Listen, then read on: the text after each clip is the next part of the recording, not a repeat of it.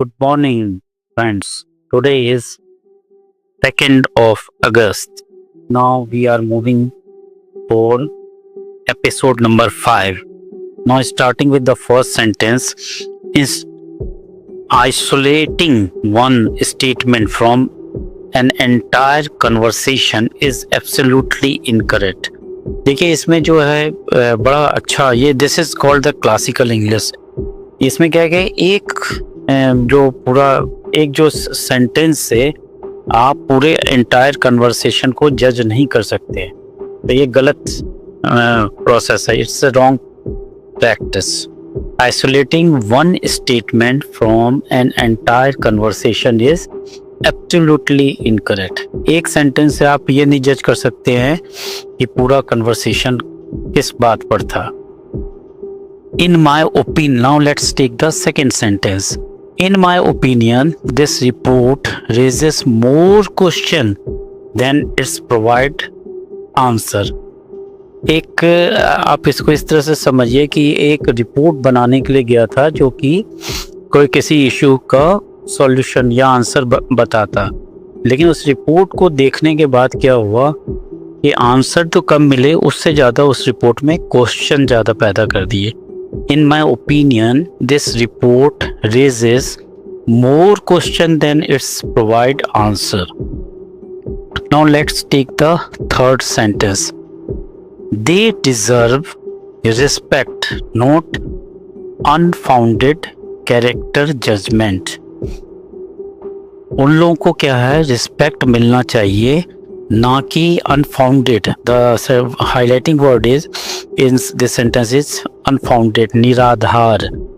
निराधार जो है कैरेक्टर चरित्र का जजमेंट किया जाए, मतलब उनको रिस्पेक्ट मिलना चाहिए, ना कि निराधार चरित्र का जजमेंट किया जाए. इसी सेंटेंस को हम दूसरे उससे समझते हैं. इसी को हम दूसरी तरह से समझते हैं. His fear about losing the job turned out to unfounded. उसको जो लग रहा था कि उसकी नौकरी चले जाएगी, यह बात क्या हुई, निराधार निकली, unfounded.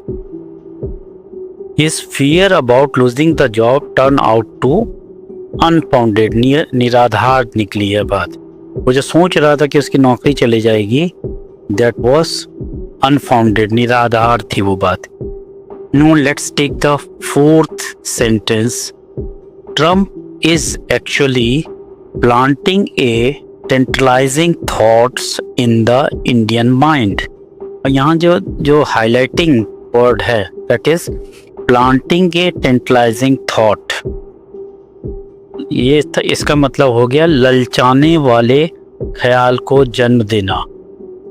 लेट्स टेक इसी चीज को हम दूसरे सेंटेंस में समझते हैं. The advertisement was clever planting a tantalizing thought about luxuries and freedom in the viewers mind. हम लोग क्यों अट्रैक्ट होते हैं किसी एडवर्टीजमेंट में? उसमें क्या है, वो कुछ ना कुछ लालच पैदा करता है हमारे मन में. जैसे लक्स साबुन है, उसको लगाने से हम गोरे हो जाएंगे. अब ये कितने बार लक्स हम लोगों ने लगाया, लेकिन ऐसा कुछ नहीं होता है. But they are very much successful in through advertisement. They are very much successful in planting a tantalizing thought in viewers mind.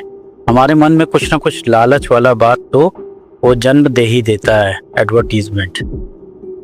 So now let's move for the fifth sentence.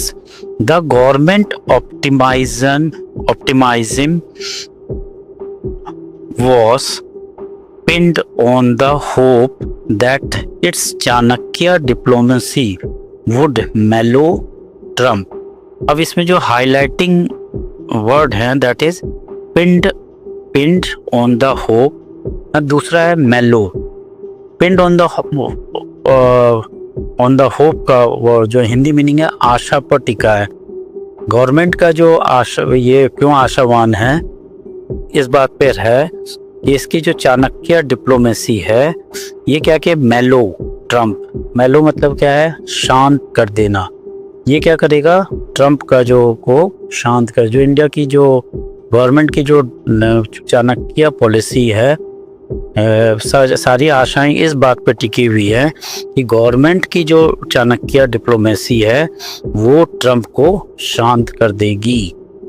इसी वर्ड को हम दूसरी तरह से समझते हैं, हर mellow smile gave him comfort as if everything was still pinned on the hope of a better tomorrow। यहाँ पर मेलो का हिंदी मीनिंग है सौम्य।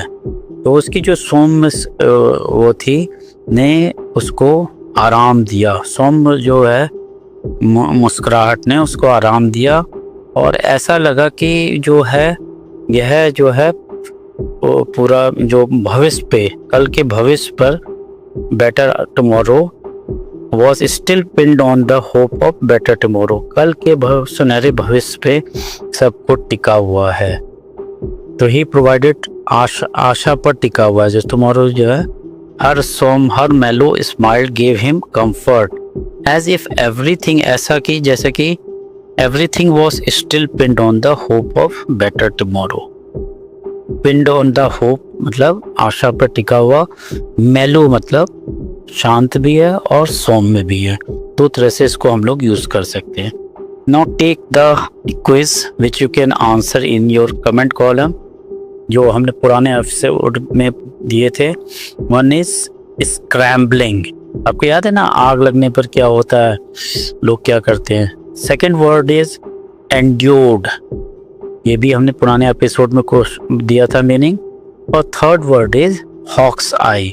होप आप अपने कमेंट कॉलम में इन वर्ड्स का मीनिंग करेंगे। आई एम वेरी श्योर हमारी जो पर डे ये जो 5-6 वर्ड सेंटेंस को हम लोग यूज़ कर रहे हैं in classical English, it will definitely helping you to improve your English.